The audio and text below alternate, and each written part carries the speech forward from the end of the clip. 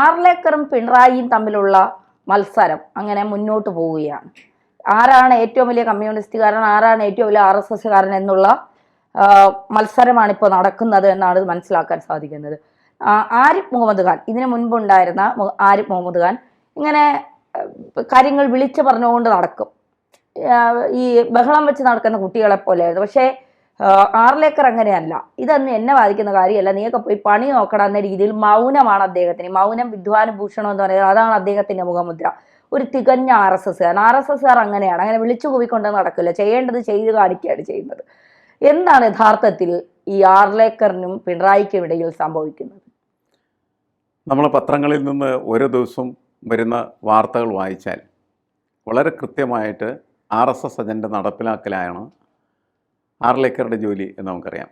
ആർലേക്കർ എങ്ങനെയാണ് ഈ കാര്യങ്ങളെല്ലാം ചെയ്തുകൊണ്ടിരിക്കുന്നതെന്ന് നമ്മൾ നോക്കിയാൽ നിശബ്ദനായിട്ട് RSSൻ്റെ അജണ്ടകൾ കൃത്യമായിട്ട് രാജഭവനിൽ നടപ്പാക്കിക്കൊണ്ടിരിക്കുന്നത് അദ്ദേഹം. അങ്ങനെ RSSൻ്റെ ഒരു കാര്യാലയമായിട്ട് രാജഭവൻ മാറട്ടെ എന്നത് അദ്ദേഹത്തിൻ്റെ ഉള്ളിലിരിപ്പും അതേപോലെ തന്നെ പുറത്തുള്ള പ്രകടനവും രണ്ടും ഒന്ന് തന്നെയാണ്. കാരണം നമുക്ക് എനിക്കൊരുപാട് RSS സുഹൃത്തുക്കളൊക്കെ ഉണ്ട്. ഇന്ന് BJPക്കാർ വേറെയാണ്. BJPക്ക് RSSൻ്റെ യാതൊരു ഡിസിപ്ലിനും ഇല്ല. RSS എന്ന് പറഞ്ഞാൽ വളരെ വെൽ ഡിസിപ്ലിൻഡായിട്ട് വളരുകയും പ്രവർത്തിക്കുകയും ചെയ്യുന്ന ഒരു പ്രസ്ഥാനമാണ്. ഇപ്പോൾ RSS ഇല്ല ശരിക്കും. പഴയ ഒരു RSSൻ്റെ ഗുണമുള്ള, നമ്മൾ പഴയ കമ്മ്യൂണിസ്റ്റുകാരൻ്റെ ഗുണമുള്ള കമ്മ്യൂണിസ്റ്റുകാരില്ല എന്ന് പറയുന്ന പോലെ പഴയ RSSൻ്റെ ഗുണമുള്ള RSSകാർ ഇപ്പോൾ ഇല്ല. കാലം ഇങ്ങനെ മാറുകയാണ് ചെയ്യും. പക്ഷേ നമ്മളുടെ ഈ ഗവർണർ അദ്ദേഹം തികഞ്ഞ ഒരു RSSകാരൻ.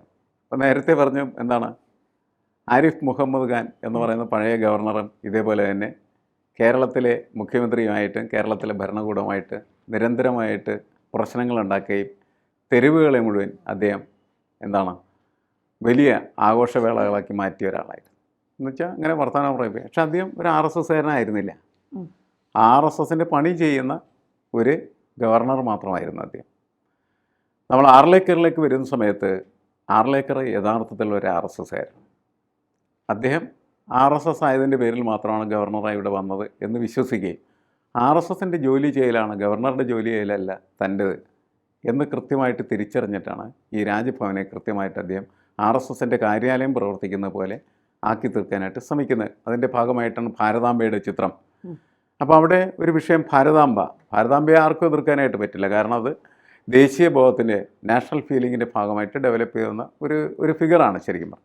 പക്ഷേ ഇദ്ദേഹം വളരെ കൗശലപൂർവ്വം എന്ത് ചെയ്തു, ഭാരതാംബയുടെ കയ്യിൽ ഒരു കാവിക്കൊടി കൊടുത്തു. അങ്ങനെ കൃത്യമായിട്ട് RSSൻ്റെ ശാഖകളിൽ വെച്ച് ആരാധിക്കുകയോ പൂജിക്കുകയോ ചെയ്യുന്ന ആ ചിത്രത്തെ അദ്ദേഹം എന്ത് ചെയ്തു, രാജഭവനിലേക്ക് കൊണ്ടുവന്നു. അപ്പോൾ രാജഭവനിലേക്ക് ഇത് കൊണ്ടുവരാൻ പാടില്ലേ എന്നുള്ള ചോദ്യത്തിന് ഉള്ള പ്രശ്നം എന്താണ്? രാജഭവൻ എന്ന് പറയുന്നത് ഒരു പൊതു സംവിധാനമാണ്, ഒരു സർക്കാരിൻ്റെ സംവിധാനമാണ്, ഭരണകൂടത്തിൻ്റെ ഒരു ഭാഗമാണ്, ഭരണഘടനാനുസൃതമായ കാര്യങ്ങളാണ് അവിടെ നിർവഹിക്കേണ്ടത്. പക്ഷേ ഒരു വ്യക്തി ഗവർണർ എന്ന് പറയുന്നത് ഗവർണർ ഒരു വ്യക്തിയാണ്. അപ്പോൾ ഈ വ്യക്തിക്ക് അവരുടെ സ്വകാര്യമായിട്ടുള്ള ആഗ്രഹങ്ങൾ, സ്വകാര്യമായിട്ടുള്ള ആരാധനകൾ നടത്തുന്നതിന് ആരാണ് തടസ്സം നിൽക്കുന്നത് നമുക്ക് ചോദ്യം വരാം. അപ്പോൾ സ്വകാര്യമായിട്ട് അത് ആർലേക്കർ വെച്ച് പൂജിക്കാൻ തീരുമാനിച്ചാൽ അതിൽ എതിർക്കേണ്ട കാര്യമൊന്നുമില്ല. അത് സ്വകാര്യ പ്രശ്നമാണ്, സ്വകാര്യമായിട്ടുള്ള അനുഭൂതിയുടെ പ്രശ്നമാണ്. അതിൽ അദ്ദേഹത്തിന് ഇഷ്ടമുള്ളതായിട്ടുള്ള ചിത്രം കൊണ്ട് നോക്കാം. അതാണ് അവിടുത്തെ അദ്ദേഹത്തിൻ്റെ പിടിവിളി. അല്ലെങ്കിൽ അദ്ദേഹം അത് ചെയ്യുന്നതിൽ അദ്ദേഹത്തിൻ്റെ സ്റ്റാൻഡ് സ്ഥാപിക്കാൻ അദ്ദേഹത്തിന് കഴിയുന്നത് അങ്ങനെയാണ്. പക്ഷേ സർക്കാർ ഓഫീസുകളിൽ അങ്ങനെ ചെയ്യുന്നത് ശരിയല്ല എന്നുള്ള കാര്യത്തിൽ അദ്ദേഹത്തിനും തർക്കമൊന്നും ഉണ്ടാവില്ല. പക്ഷേ അദ്ദേഹം ഉദ്ദേശിക്കുന്നത് എന്താണെന്ന് വെച്ചാൽ, ഞാനിവിടെ ഗവർണറായിരിക്കുന്നിടത്തോളം കാലം ഇതിവിടെ ഇരിക്കും, ഇത് വെക്കും, ഇവിടെ ആവശ്യമുള്ളവർ വന്നാൽ മതി, എല്ലാവരും വരണമെന്ന് എനിക്ക് നിർബന്ധമില്ല എന്ന നിലപാട് അദ്ദേഹം എടുക്കുമ്പോൾ മറ്റുള്ള ആളുകൾക്ക് അവിടെ പ്രവേശിക്കാനായിട്ട് പറ്റാത്ത തരത്തിലേക്ക് വേണമെങ്കിൽ അത് മാറാം എന്ന് മാത്രമേ ഉള്ളൂ. അല്ലെങ്കിൽ മറ്റുള്ളവർ ഇത് അദ്ദേഹത്തിൻ്റെ സ്വകാര്യ ഏർപ്പാടാണ്, അത് അദ്ദേഹം നടത്തിക്കോട്ടെ, മറ്റു കാര്യങ്ങളുമായിട്ട് അതിന് ബന്ധമില്ല എന്ന് തീരുമാനിച്ചാൽ പ്രശ്നങ്ങളുണ്ടാവില്ല. ഇവിടെ ഈ സംഘർഷം വരുന്നത് അവരതിനെ കൃത്യമായിട്ട് ഏത് പാറ്റേണിൽ കാണുന്നു എന്നുള്ളതിൻ്റെ അടിസ്ഥാനം. രാഷ്ട്രീയമായിട്ട് ഇത് കാണുന്ന സമയത്ത് ഇപ്പോൾ CPMനെ അതിനെ എതിർക്കേണ്ടി വരും. രാഷ്ട്രീയമായിട്ടത് കാണാതെ അദ്ദേഹത്തിൻ്റെ സ്വകാര്യ പരിപാടിയാണ് എന്ന് കണക്കാക്കിയാൽ അവർക്ക് എതിർക്കേണ്ട കാര്യവുമില്ല. പക്ഷേ ഇവിടെ ഇത് പബ്ലിക് സ്ഫിയറിൽ നടക്കുന്ന ഒരു സംഘർഷമാണ്. അപ്പോൾ രാഷ്ട്രീയമായിട്ട് മാറുന്നു, അതുകൊണ്ട് അത് കൃത്യമായിട്ട് എതിർക്കപ്പെടുമ്പോഴും അതിൽ നിന്ന് പിൻവാങ്ങാനായിട്ട് അദ്ദേഹം തീരുമാനിക്കുന്നില്ല. അദ്ദേഹം ചെയ്ത കാര്യം അദ്ദേഹം ചെയ്യുന്നു, അത് ഇനിയും ചെയ്യും. അങ്ങനെ ആണ് നമ്മളതിനെ കാണേണ്ട കാര്യമുള്ളൂ. ഈ പൊതുവെ CPM-ഉം BJP-യും തമ്മിലൊരു അന്തർധാരയുണ്ടെന്ന് കോൺഗ്രസ് ആരോപിക്കുന്നു. അത് ഏറെക്കുറെ ശരിയുമാണെന്ന് ജനങ്ങൾ വിശ്വസിക്കുന്നുണ്ട്.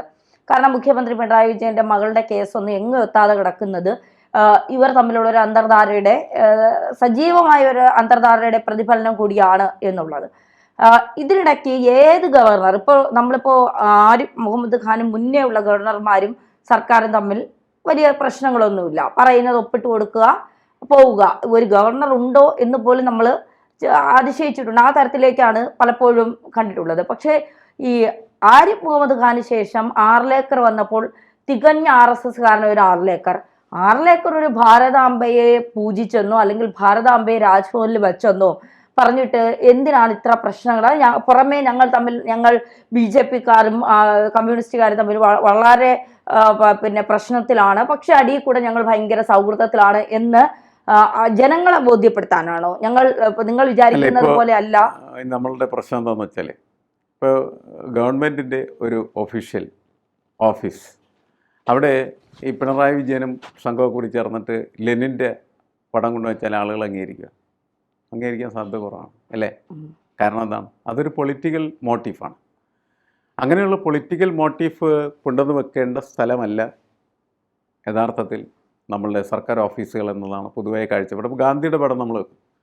ഗാന്ധി ഒരു പൊളിറ്റിക്കൽ മോട്ടീഫല്ല യഥാർത്ഥത്തിൽ. ഗാന്ധി ഇന്ത്യയെ സംബന്ധിച്ചിടത്തോളം ഇന്ത്യയുടെ രാഷ്ട്രപിതാവാണ്. പിന്നെ നമ്മൾ നെഹ്റുവിൻ്റെ, ഇന്ദിരാഗാന്ധിയുടെ, ഇനി കുറേ കഴിഞ്ഞ മോദിയുടെ, ഇവരുടെയൊക്കെ പടങ്ങളൊക്കെ. കാരണം എന്താണ്? അവരൊക്കെ നമ്മുടെ പ്രധാനമന്ത്രി ആയിരുന്നു എന്നുള്ളതിൻ്റെ പേരിൽ ചെയ്യുന്നതാണ്. അങ്ങനത്തെ ഒരു നാട്ടുനടപ്പ് യഥാർത്ഥത്തിൽ ഈ സർക്കാർ സംവിധാനത്തിനകത്ത് നിലനിൽക്കുന്നുണ്ട്. അതുകൊണ്ട് മാത്രമാണ് അവരല്ലാത്ത ആളുകളുടെ പടങ്ങൾ വരുന്ന സമയത്ത് എതിർപ്പുകളും പ്രശ്നങ്ങളും ഒക്കെ ഉണ്ടാകുന്നു. ഇവിടെ ഇപ്പോൾ ഭാരതാംബയുടെ ചിത്രത്തിനല്ല പ്രശ്നം, ഭാരതാംബയുടെ കയ്യിലിരിക്കുന്ന കാവിക്കൊടിക്കാണ്. അത് RSSൻ്റെ കൊടിയാണ്. RSSൻ്റെ കൊടി പിടിച്ച ഭാരതാംബ രാജ്ഭവനിൽ വേണോ എന്നും പറഞ്ഞ് ചർച്ചയാണ് നടത്തുന്നത്. ഞാൻ പറയുന്നത് കൃത്യമായിട്ട് ഈ ആർലേക്കറെ മനസ്സിലാക്കി കഴിഞ്ഞാൽ അദ്ദേഹത്തിൻ്റെ വഴിക്ക് വിടുക എന്ന് മാത്രമേ. കാരണം അദ്ദേഹം അത് ചെയ്തുകൊണ്ടിരിക്കും, ഒരു വ്യത്യാസം ആ കാര്യത്തിലില്ല. ആരും എതിർത്തിട്ടും ഒരു കാര്യവുമില്ല. കാരണം അങ്ങനെയുള്ള നിലപാടിൻ്റെ അടിസ്ഥാനത്തിലാണ് മുന്നോട്ട് പോകുന്നത്. അപ്പോൾ CPM-ന് ചെയ്യാവുന്നൊരു കാര്യം എന്ന് വെച്ചാൽ ഇത് ശരിയല്ല എന്ന് പറയാം. ഇത് ശരിയല്ല, ഇതുമാതിരി ഞങ്ങളുടെ പാർട്ടിയുടെ സംവിധാനങ്ങളൊക്കെ സർക്കാർ ഓഫീസുകളിലേക്ക് നുഴഞ്ഞു കയറ്റിയാൽ നിങ്ങൾ അംഗീകരിക്കും. അത് അവരെ അംഗീകരിക്കാൻ സാധ്യതയില്ല. ആരും അംഗീകരിക്കാത്തതായിട്ടുള്ള കാര്യങ്ങളാണ്. പക്ഷേ ഇതിന് ഒരു സ്പേസ് കിടക്കുന്നത് വ്യക്തിപരമായിട്ടുള്ള ഒരു സ്പേസിൽ എന്തുമാകാം. പക്ഷേ അത് ഒഫീഷ്യൽ സ്പേസിൽ ഒഫീഷ്യലായിട്ട് അംഗീകരിക്കപ്പെടുന്നത് മാത്രമേ പാടുള്ളൂ, അല്ലാത്തത് പാടില്ല എന്നുള്ളതാണ് ആ വിഷയം. പക്ഷേ ഇവിടെ അടിസ്ഥാനപരമായി നമ്മൾ പരിശോധിച്ചാൽ അത് എന്താണ്? അത് CPM-ഉം അതേപോലെ തന്നെ RSSും തമ്മിലുള്ളതായിട്ടുള്ള രാഷ്ട്രീയ തർക്കം ഒരു വശത്ത് നിലനിൽക്കുന്നു. മറ്റൊരു വശത്ത് CPM-ഉം അതേപോലെ RSSും തമ്മിൽ അന്തർധാരയുണ്ടെന്ന് വരുന്നതായിട്ടുള്ള ചർച്ച നടക്കുന്നു. ലാവലിൻ കേസ് എത്രയോ കാലമാണ് മാറ്റിവെച്ചിട്ടുള്ളത്. അതൊക്കെ എന്തുകൊണ്ട് എന്ന് ചോദിക്കുമ്പോൾ അതിന് ഉത്തരങ്ങളൊന്നും കിട്ടുന്നില്ല. അതാണ് പ്രശ്നം. അപ്പോൾ ഇത്തരം സങ്കീർണമായിട്ടുള്ള ബന്ധങ്ങളും ബന്ധമില്ലായ്മകളും സംഘർഷങ്ങളും കൂട്ടിക്കുഴഞ്ഞു നിൽക്കുന്ന അവസ്ഥയിലാണ് നമ്മളിത് വായിക്കുന്നത് എന്ന് മനസ്സിലാക്കിയാൽ മതി.